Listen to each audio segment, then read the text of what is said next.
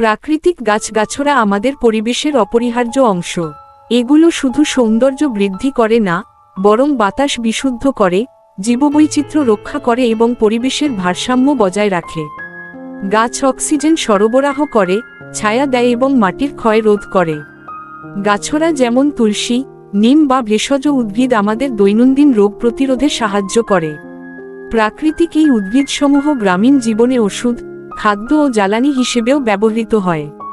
প্রকৃতির এই উপহারগুলোর সঠিক ব্যবহার ও সংরক্ষণ আমাদের স্বাস্থ্য ও ভবিষ্যৎ জীবনের জন্য অত্যন্ত গুরুত্বপূর্ণ। তাই গাছ লাগানো এবং রক্ষা করা আমাদের সকলের দায়িত্ব।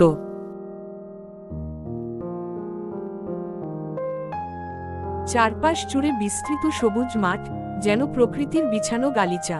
ঘাসে জমানো শিশির সূর্যের আলোয় ঝকঝক করছে। হালকা বাতাসে ঘাসেরা নেচে উঠছে আনন্দে। দূরে সারিবদ্ধ